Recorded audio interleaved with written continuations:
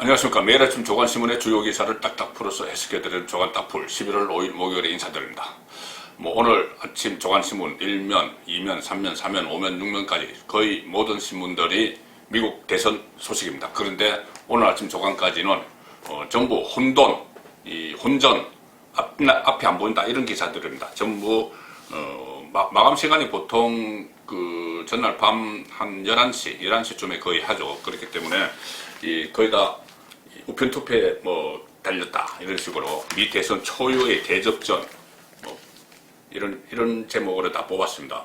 우열이 완전히 드러나지 않았기 때문에 그런 것이죠. 양쪽의 주장을 그냥 실은 그 신문도 있고, 트럼프 우리가 이겼다, 바이든 승리로 가고 있다, 자 이런 식으로 좀 모호하게 이렇게 다 제목을 달았습니다. 서로 이긴다, 피말리는 밤샘 개표전 이런 식으로 다 했는데 서로 이겼다지만 누구도 얻지 못했다 이런 기사도 있고요. 근데 오늘 지금 상황에서는, 오늘 아침 상황에서는 좀 바이든 쪽으로 상당히 많이 기울은 것 같습니다. 조 바이든, 민주당 조 바이든이 아마 지금 승리 일보 직전으로 가는, 그렇지만 트럼프가 승복을 하지 않고 특히 우편 투표에 대해서 어떤 여러 가지 법적 소송을 걸면은 좀 최종 결정이 되는 데까지는 시간이 좀 걸릴 수도 있다는 것이죠.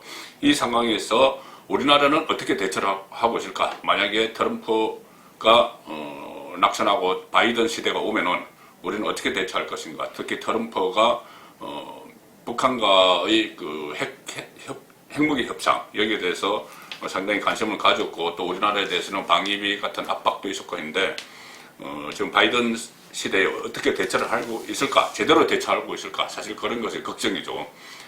세계일보 6면 보시면은 청와대가 박빙 양상의 불확실성 장기화 가능성 경우의 수 검토하고 있다.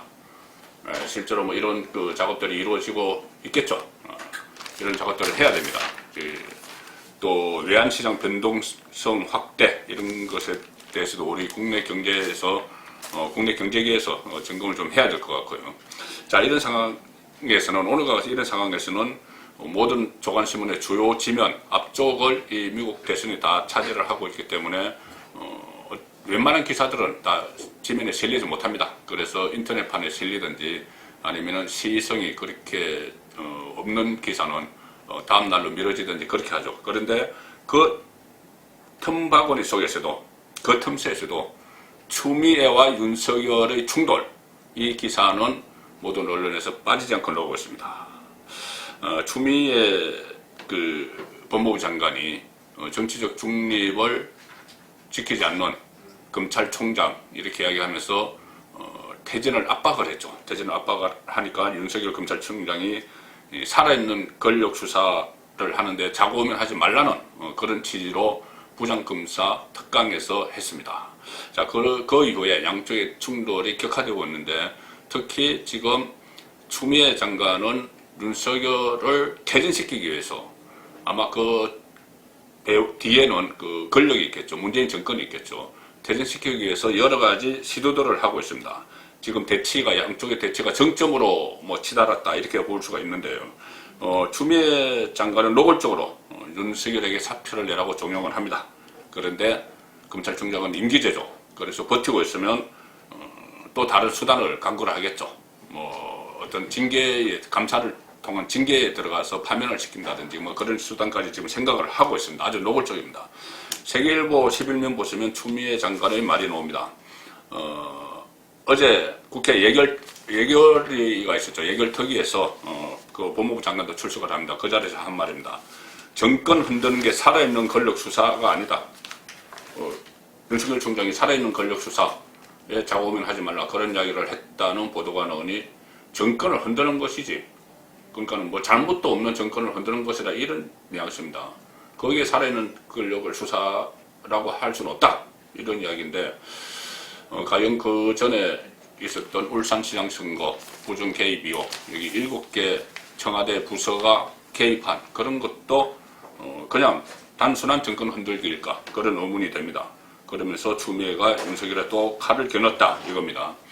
어제 국회 예결특위가 있었죠. 거기에서 정세균 총리가 출석을 했는데 어제 무소속 홍준표 의원이 질문을 하면서 두 사람 추미애, 윤석열의 불화를 언급을 하면서 대통령도 총리도 방관하고 있다. 이 갈등을 왜 방관하느냐. 특히 대통령이 임명권자죠. 그런데 총리가 정리해야 한다. 이렇게 이야기를 하니 이 추미애 그 정세균 국무총리가 좀 그렇다면 좀 어떤 역할을 하겠다. 이렇게 이야기했습니다. 두 사람 갈등으로 국민이 몹시 불편해하는 것을 알고 있다. 정세균 총리가 그렇게 이야기하고 내각을 통할하는 총리로서 책임을 느끼고 있다. 불필요한 논란이 계속되면 총리로서 역할을 하지 않겠다. 이렇게 이야기를 했습니다. 좀 조용히 하라는 이야기죠. 그런데 그 이어진 그 회의에서 추미애 장관이 이 문제에 대해서 다시 걸고 넘어집니다. 총리의 경고, 총리가 일종의 경고를 했죠. 그렇지만 거기에 아랑곳하지 않고 윤석열 총장 때리기를 계속했다. 윤석열 총장을 겨냥해서 추미애 장관이 이렇게 이야기합니다. 정부를 공격한다든지 정권을 흔드는 것이 살아있는 권력 수사로 미화돼서는 안 된다. 이렇게 비판했습니다. 어제 그 윤석열 총장이 사회적 강자에 대한 수사, 이 발언은 또 결국 살아있는 권력에 대한 수사, 이렇게 그런 취지로 이야기를 했는데 거기에 대해서 반격을 한 겁니다. 정권 흔드는 것이다. 그런데 조국 일가 비리 수사로는 유재수 감찰 무마, 지금 라임 옵티머스 이런 수사가 과연 그냥 정권을 흔드는 것인지 아니면 실제로 살아있는 권력 주변에 비리 냄새가 풍기기 때문에 수사를 하는 것인지 그 부분은 수사 결과로 밝혀질 텐데 그 수사 자체를 아예 못하게 봉쇄를 해버렸기 때문에 인사권, 감찰권, 지휘권을 남용을 해서 그 수사 자체를 막아버렸기 때문에 이 진실이 지금 정권에서는 가려질 수가 있습니다. 물론 다음 정권으로 넘어가면 이 부분도 다시 덜쳐내지겠죠. 자, 그런데 윤석열을 흔드는 것은 추미애뿐이 아닙니다. 지금 좀 분위기가 심상치 않습니다. 여권에서도 그렇고 야권에서도 윤석열을 견제하기 시작을 했습니다. 그만큼 윤석열의 몸집이 커진 거죠. 대선조사 선호도 조사에서 17.2% 리얼미터. 그래서 이낙연, 이재명과 4% 차이입니다. 그러면은 이 추세대로라면은 이낙연, 이재명은 계속 하락세고 윤석열은 상승세이기 때문에 조만간 이러면 다음 주에라도 이게 대도 크로스가 일어나서 윤석열이 1위로 올라설 수 있는 그런 상황입니다. 그러니 여야 모두 견제를 하는 것입니다. 지금 윤석열은 국민의힘 이쪽이라고 말하기도 어렵죠. 과거에 보수 정권을 수사를 한 그런 경력 때문에. 자, 그런 상황에서 어제 노영민 청와대 비서실장입니다. 노영민 비서실장도 어제 국회에 나왔습니다. 국회 운영위의 청와대 국정감사가 어제 있었죠. 참고로 말씀드리면은 국정감사 끝나는데 무슨 국정감사나 이렇게 생각하실 겁니다. 그런데 이 국회에는 겸임상임위원회라는 게 있습니다. 18개 상임위원회 중에서 수감기간이 별로 많지 않기 때문에 다른 상임위를 하면서 겸임을 하는 상임위원회가 있습니다. 그러면 같은 국회의원이 하기 때문에 같이 국감을 할 수가 없죠. 그래서 모든 20일간의 국감 일정이 끝나고 따로 하는 곳이 몇 군데 있습니다. 그 중에 하나가 운영위원회죠. 그 다음에 정보위원회나 여성가족위원회 이런 것도 있습니다. 어제 운영위원회가 청와대에 대한 국정감사를 했는데 거기에서 노영민 비서실장이 나와서 윤석열 검찰총장에 대해서 상당히 부정적인 시각을 드러냈습니다. 그런데 비서실장이 국회에서 발언을 했으면 그것은 비서실장 개인의 의견이 아니죠. 비서실장이 보좌하는 문재인 대통령의 의견이라고 봐야 됩니다. 자, 동아일보 8면을 보시면은 노영민, 윤석열 총장 야권 대선 후보 거론 되는 거 스스로 민망할 것이다. 야권, 여기서 야권의 방점을 찍었습니다. 여권이라면 그냥 놔두겠죠. 여권이라면은 그만큼 풍부한 자원이 생겼다 하고 이렇게 놔둘 텐데 야권, 범야권의 반문재인 진영을 이야기하죠. 반문재인 쪽의 대선 후보로 거론되는 거 스스로 민망할 것이다. 글쎄요, 윤석열이 민망할까요? 아니면은 임명권자가 민망할까요? 어제 운영위 청와대 국감 답변에서 노영민이 법무부 장관에게 검찰 통제 권한이 있다. 추미애 손을 들어주는 것이죠. 같은 임명권자가 대통령인데 지휘권 발동 반발 윤석열을 우회 비판했다. 그리고 혼란 상황은 결국 정리돼 나갈 것이다. 검찰이 갖고 있는 기소 독점, 기소 편의주의 등 막강 권한에 대한 통제 권한을 법무부 장관에게 준 것이다.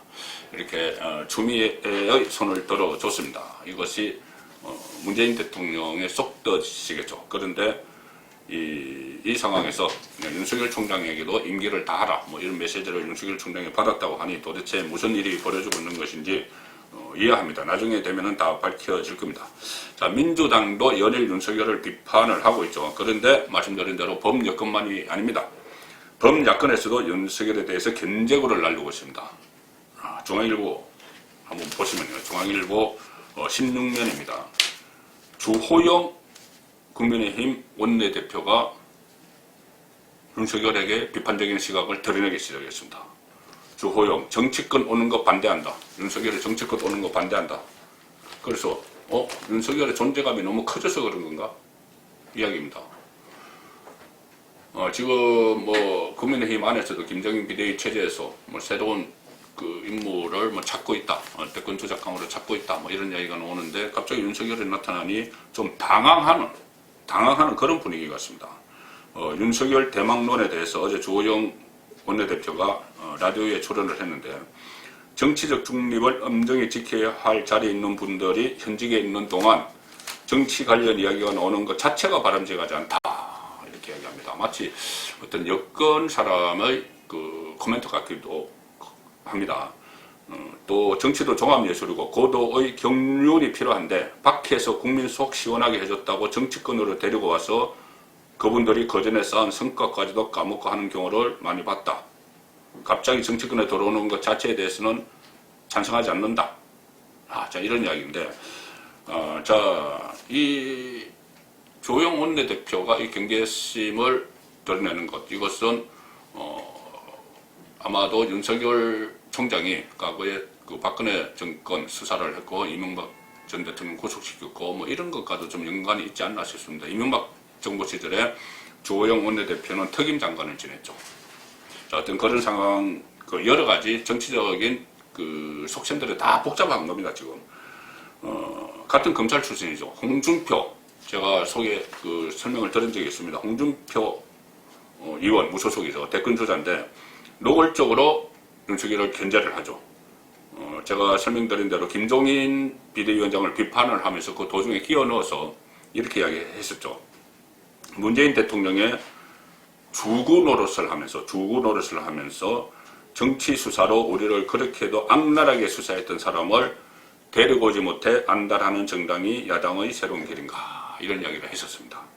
그런데 어제 예결위에서 정세균 총리에게 질문을 하는 과정에서 또 은근히 윤석열을 비판을 했습니다. 홍준표가. 조선일보 6면을 보시면은 이렇게 되어 있습니다. 정 총리, 정세균 총리가 추윤 갈등에 국민이 불편하다. 그리고 추미애 장관은 말씀드린 대로 정치인, 검찰총장은 안 된다. 자, 이런 이야기를 어제 국회에서 했습니다. 국회 답변 과정에서 했는데, 이 답변이 나오도록 질문을 한 사람이 홍준표 무소속 의원입니다. 자, 근데 질문 내용이 뭐냐 하면 이렇습니다. 최근에 눈만 뜨면 법무부 장관과 검찰총장이 대립하고 싸워서 국민들이 짜증을 낸다. 그러면서 이참에 두 사람 다 해임 건의를 하든지 아니면 두 사람 중 한 사람을 택하든지 해야 하는 것 아니냐, 이렇게 이야기합니다. 그런데 국무총리가 해임 건의를 할 수 있는 대상은 국무위원회에 한정됩니다. 추미애 장관에 대해서만 대통령에게 해임 건의를 할 수 있죠. 재청권자이기 때문에, 국무위원 재청권자이기 때문에. 그런데 검찰총장은 임기제입니다. 국무총리와 전혀 상관이 없는, 국무총리가 재청권을 갖고 있는 것도 아닙니다. 그 임기제 검찰총장도 같이 해임 건의를 하라, 이렇게 이야기하는 것은 그리고 본인도 다 알면서 윤석열에 대한 일종의 견제죠. 견제구를 날리는 것이죠. 자, 그런 상황입니다. 그래서 국무총리 해임 건의 대상이 아닌데 다 알면서 윤석열 견제를 위해서 한 말이다, 이렇게 받아들이시면 될 것 같습니다. 안철수 국민의당 대표도 윤석열에게 좀 견제를 하는 것 같습니다. 지지율이 17.2%까지 급등한 것에 대해서 어떻게 보면 반사 이익인데 그것만으로 오래가지 못할 거다, 이렇게 중앙일보 인터뷰에서 이야기를 했죠. 그리고 지금 윤 총장으로 야권의 지지가 모이는 것은 현 정권에 대해 각을 세우고 분명하게 반대하는 모습 때문이다. 이거 곧 거품이다. 사라질 거다. 이런 이야기입니다. 이재명 경기도지사, 범야권이죠. 이재명 경기도지사는 심지어 17.2% 지지율에 대해서 웃기는 현상이다. 이렇게까지 반응을 했고, 그런 현상이 공수처나 검찰개혁의 필요성을 상기시키는 것 같다. 이렇게까지 나갔습니다. 자, 조만간 윤석열이 대권주자 1위에 오를 가능성이 있죠. 그러면 여야 모두 윤석열 대망론을 놓고 치열한 논쟁이 벌어지면서 특히 범야권에서는 윤석열을 보수를 중심으로 한 범야권의 주자로 받아들일 것인가, 그 논쟁이 본격적으로 달아오를 것 같습니다.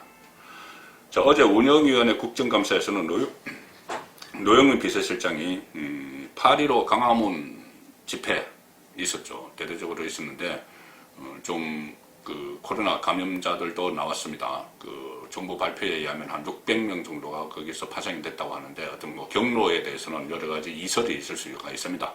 그 강화문에서 그렇게 됐느냐는 말도 있고 여러 가지가 있는데, 어쨌든 청와대 비서실장이 그 강화문 집회 주최 측을 살인자라고 불렀습니다. 살인자. 글쎄요, 살인자. 이 조선일보 8면에 보시면 노영민, 강화문 집회 주동자들은 살인자다. 이렇게 이야기를 했습니다. 이 어떻게 들으실지 모르겠습니다. 국정감사에서 이야기했는데 코로나로 7명 이상이 죽었다. 강화문 집회 참석자들 그 여파로. 그래서 야당에서는 반정부 집회한다고 살인자냐 이렇게 또 이야기를 했습니다. 어제 박대철 의원이, 국민의힘 박대철 의원이 강복질 집회 당시에 경찰이 차벽친 이 사실을 놓고 막 따지면서 문재인 산성을 보면 소름이 돋는다 이렇게 이야기하면서 막 이야기가 됐습니다. 그 과정에서 뭐 도둑놈 이야기도 나오고, 그러니 이 노영민 실장이 도둑놈이 아니라 살인자입니다. 살인자. 이 집회 주동자들은 살인자입니다. 이렇게 고함을 막 질렀습니다. 오후에 그 노영민은 오후에 속개된 회의에서 일단 발언이 가했다고 사과를 했습니다. 그런데 그때 속개된 회의에서 국민의힘 각상도 의원, 청와대 민정수석 출신이죠. 그 박근혜 정부 때 각상도 의원이 이렇게 이야기합니다. 그러면 살인자면은, 강화문 집회 주동자들이 살인자면은 코로나 초기에 중국인 입국을 맞지 않은 사람들도 살인자라고 불러야 하느냐. 자, 코로나 사태 초기에 의사협회에서, 대한의사협회에서 무려 10차례 가까이 중국발 입국자들을 전면 통제해야 된다고 건의를 했는데, 그때 문재인 정권이 묵살했죠. 시진핑 방안을 통해서 김정은에게 어떻게 유화 제스처를 보내려는 그런 목적이었다고 정치적으로는 해석이 됩니다. 시진핑의 신기를 건드리지 않기 위해서 초기에 중국인 입국자들을 통제하지 못하는 바람에 우리나라가 청정지역이 되지 못했다. 그런 지적이 많습니다. 그런 정책적인 그런 오판, 그 오판을 벌인 이런 것은 다 놔두고 청와대 대통령 비서실장이 강화문 집회에 나왔던 사람들을 겨냥해서 정오와 적개심이 가득 찬 그런 표정으로 살인자라고 불렀습니다. 자, 중국인 입국 막은 사람은 누굽니까? 문재인 정권이죠. 판단은 여러분들에게 맡기겠습니다. 다른 주요 기사가 몇 가지 있는데, 일단 홍도삼이 조롱받는 부총리, 민주당과 갈등으로 그 사표를 제출했다가 문재인 대통령이 반려를 하자 슬그머니 다시 출근한 사람이 있죠. 홍남기. 오늘 한국경제신문에 그 이야기가 나옵니다. 분석을 한 거죠. 홍남기 사표 논란. 이 전직 경제부총리들 4사람을 인터뷰를 했는데, 정치가 검찰에 이어서 경제까지 흔들어 놓고 있다. 누가 부총리 돼도 같은 일방복이다. 자, 정치가 검찰뿐이 아니고 경제까지 흔들었다. 박순철 동부지검 지검장이, 검사장이 퇴임하면서 한 말이죠. 정치가 검찰을 덮어버렸다. 그런데 검찰뿐이 아니고 경제까지 흔들고 있다. 그런데 제 생각에는 경제뿐이 아니고 감사원, 월성 1호기, 그리고 언론, 친정권 공영방송들 다 덮었습니다. 법원도 덮고 있습니다. 법원도 정치라기보다는 정확하게 표현하면 권력이죠. 권력이 법원도 듣고 있습니다. 이런 상황에서 법원이 내일 김경수 경남도지사에 대한 최종심 판결을 내립니다. 1심에서는 법정 고소까지 됐었죠. 자, 그런데 지금 정가에서는 문재인 정권이 김경수를 차기 대권 주자로 만들기 위해서 지금 이낙연, 이재명은 친문 쪽이 아닙니다. 그래서 친문적 통인 김경수를 차기 대권 주자로 만들기 위해서 무죄 선고를 내리는 작업을 하고 있다. 자, 과연 정권이 법원에 영향을 미칠지 내일 선고 결과를 지켜보겠습니다. 조간 딱 풀렸습니다.